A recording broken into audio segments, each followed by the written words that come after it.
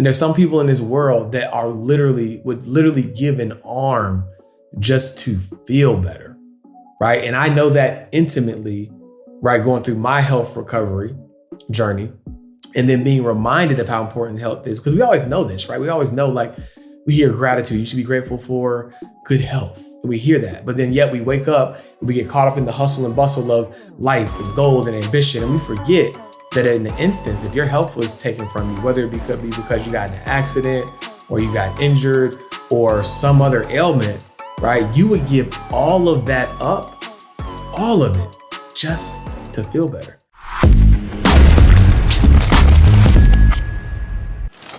What's going on, guys? Welcome back to another episode of Financial Freedom Fastlane, where the quicker you get to your dream life, the longer you get to enjoy it. And I'm your host, George Achenpons. Today is an important episode, right? Obviously, our channel, my mission, most of what I talk about is about helping you achieve wealth, right? Faster so that you can live your dream life. But I would be remiss if I didn't, remind you guys about the importance or what truly is the most important thing, and that is your health, right? So for those of you all who are new to my page, new to my journey, new to what I'm all about, you might not know this. I typically share once a year, just so that people can, be up to date or have an understanding of my background and my story. But in 2015, I was having some really, really severe back pain.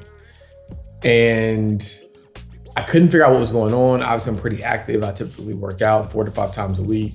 And so I thought I had just tweaked something, strained something, sprained something, whatever. And so I went to the chiropractor, massage therapist, physical therapist, all sorts of people, pain management doctor at one point, to try to figure out what was going on. And ultimately, long story short, to fast forward a little bit, they eventually figured out that I had a benign tumor that was in my 9th vertebrae in my spine. And ultimately, they had to remove the part of my spine where the tumor grew, then take the entire tumor out, replace part of my spine with metal rods and screws that are still there to this day, in a titanium cage. And the reason why I'm recording this episode now is because about 2 weeks ago, I had to go to the hospital just for a routine checkup, right? So when I had the spinal fusion surgery, when they found the tumor, one of the things that happened about, let's call it 7 or 8 months after the initial surgery, was that they identified that the tumor was growing back a little bit because they had removed all of it to the best of their ability. And they said that it probably would not grow in any other area of my body, but it could have a chance of coming back in the same spot. And of course, that'd be my biggest nightmare, right? Because the surgery was grueling. I had to relearn how to walk. Excuse me. Probably I'm not getting choked up. I just need some water. I had to relearn how to walk. I was I had a back brace, I had a cane at one point, a walker, all at 28 years old, on top of this being the same year I got married. So I got married in September of 2015. I was hospitalized in December of 2015. I had the surgery in January of 2016. Right. I had pain in the beginning of 2015 and I was trying to figure it out. Got engaged that same year, got married that same year. So it was a whirlwind of a year, right? And when they told me that it could come back and then it did come back, I was devastated because I was like, I did not want this to be a thing. And so ultimately, as a result of that, at that time, I had to start getting infusion injections so that it could shrink the tumor and stabilize it, right? So initially it started off as monthly in 2016, did that for about a year or so. And then it went down to bi-monthly. So I was getting it 6 times a year. And then it went to quarterly, which is 4 times a year. And now I get it, I think 3 times a year or something like that, right? So it's continued to dwindle down and eventually it'll probably be twice a year or something like that. It is still a new procedure, so fairly new. It's been going, people have been getting these infusions to stabilize tumors for probably 20 plus years. So it's at a place now where they don't have a protocol to completely come off of it. And so they just try to taper down to see if it still has the same impact, right? So long story short, I was at the hospital to get my my infusion, right? One of the, I guess, 3 that I have to get a year. And when I was at that hospital, it kind of took me back to when I first learned of the tumor back in 2015. And I had this moment, right? Because I had been going to all these different doctors all throughout the year. They eventually figure out what's wrong with me. And it's like, it's kind of a blessing in disguise, because on one end, it's like, man, I'm glad I finally know. But on another end, it's like, man, I have a tumor, right? I have a form of cancer, a giant cell tumor in my body. And at 28 years old, when I'm, just before that, the healthiest I've ever been in my entire life, that was kind of, a hard pill to swallow. But something in me knew that that wasn't going to be my narrative, right? And it was hard for me to feel that way looking at my circumstances, because at that time I was hunched over, I was, in excruciating pain. I hadn't slept for like almost 2 months, no exaggeration. All I could do at best is like try to rest. But when you're in such severe pain, it's very, very hard to rest, right? And so at the time, to have that foresight to know that I was going to overcome this was just pure faith. But I say all that to say, it took me back when I was at the hospital earlier this week, because when I first got diagnosed and they let me out of the hospital, it was Christmas Eve at the time in 2015, because the doctor that was going to perform the surgery, even doctors, if it's not life-threatening, I'm not going to I didn't get a gunshot wound to my body, right? They're like, okay, we know what it is. It's stabilized. We'll give you all the pain medication to keep you comfortable, but we're going to have the actual surgery in January, right? So about, let's call it 2.5 weeks from that point. So I went home, knowing what was going on, knowing what was coming on Christmas Eve. And a part of me was like, man, I get to leave this hospital. And I know that even once I have the surgery, even though I didn't know what the recovery was going to look like, I get to leave the hospital. And I had just had this, I guess, perspective, I guess you could call it, that this hospital probably was 11 stories and almost every room was filled. There's like an 8-story parking deck and almost every space was filled. And it's like, man, I'm walking out of here. And I know that even once I have the surgery in a couple weeks from now, I'll walk out of here, I'll heal, I'll recover. Again, had no leg to stand on to know this to be true, just believing. But I had this reality that there's some people that not only would they not walk out of here, right, because whatever their circumstances overcome them, their health circumstances, some people will have to live with the burden of bad health, right? And there's no amount of money in the world that is going to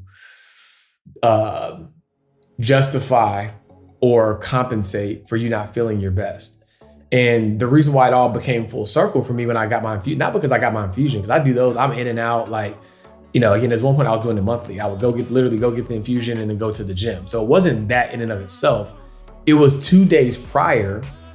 I had got a stomach bug for my son and I was out of it. This is probably the sickest I've felt and the most incapacitated since 2016, since I had this situation when I had my spinal tumor, couldn't move around and was just feeling really bad. Now, I wasn't feeling sick then, I just was incapacitated, meaning that I couldn't do for myself. I couldn't, I was stuck in the house, couldn't really move around. But based upon how I felt, I was very incapacitated a couple weeks ago.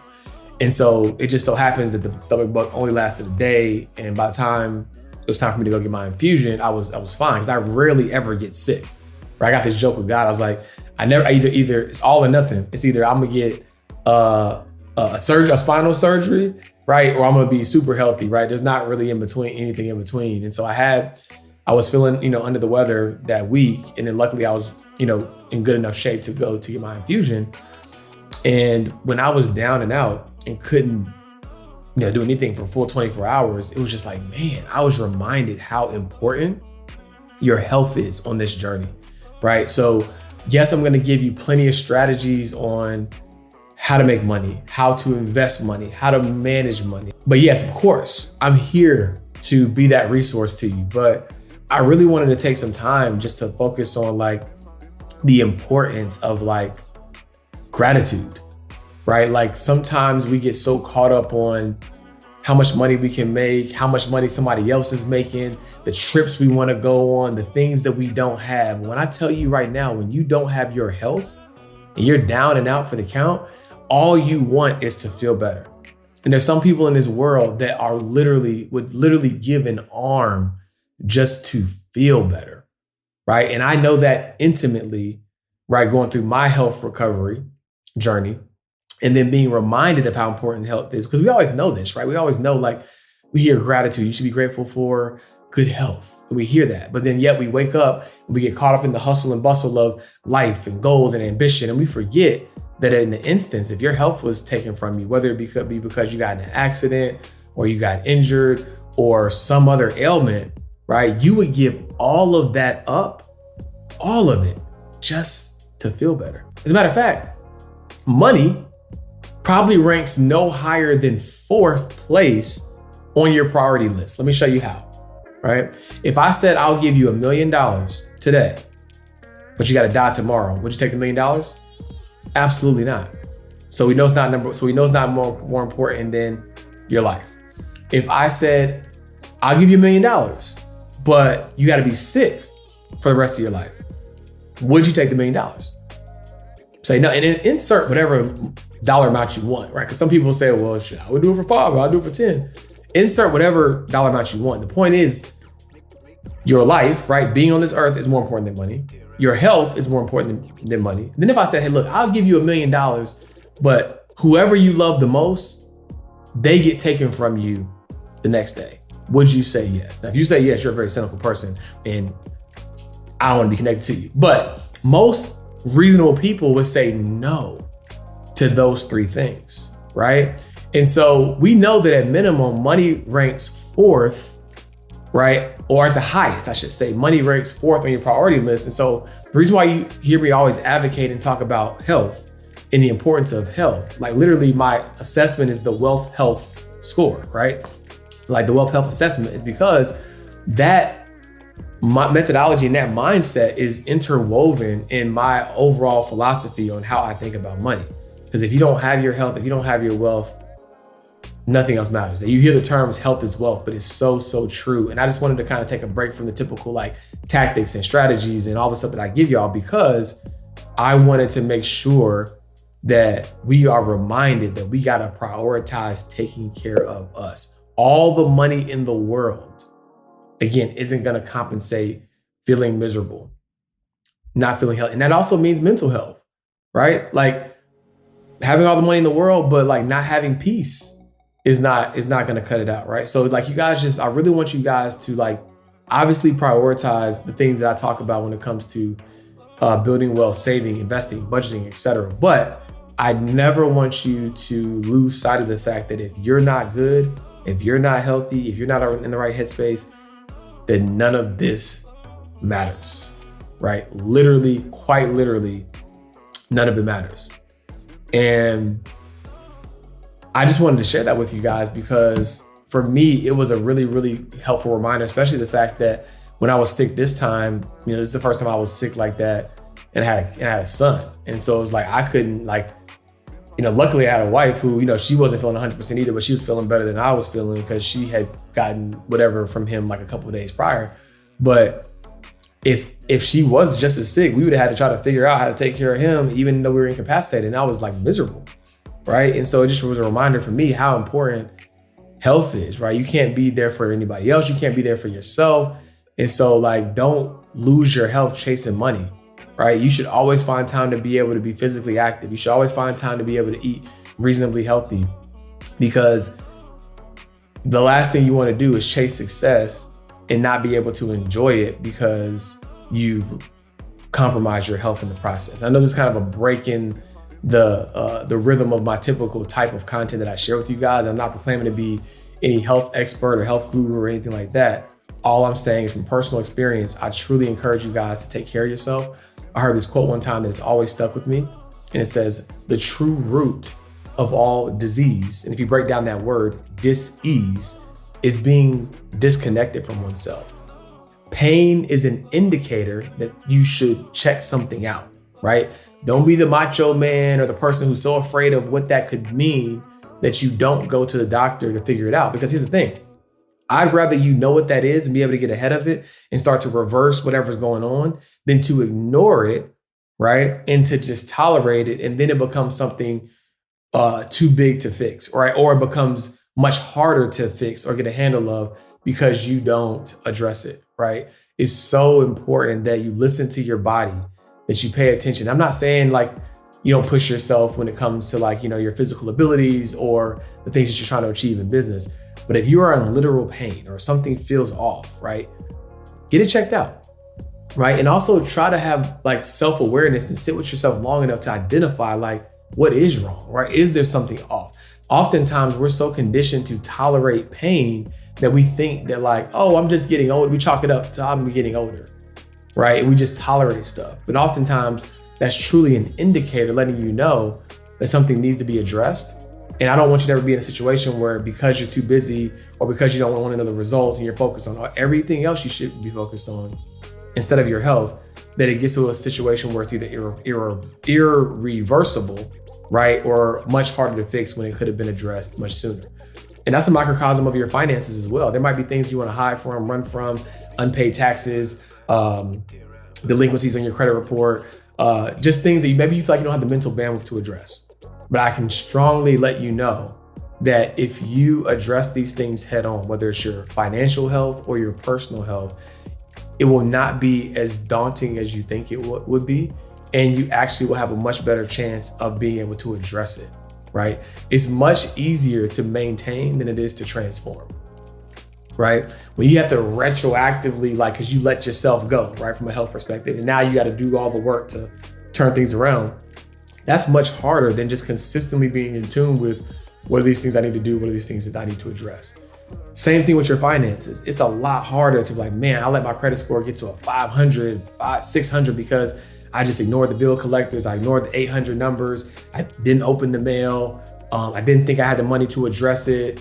Whatever the case may be, it's gonna be so much harder to unravel that. Now you should still do the work to do it, but it doesn't have to be that hard when you can just face it head on. So I wanna encourage you guys to not only prioritize your financial health, but definitely prioritize your actual physical well-being, right? And anything else in your life that you feel like you've kind of kicked the can down the road, right? Sometimes when we don't address these things, we think that like, oh, if I'm not addressing it, it's not having an impact on me.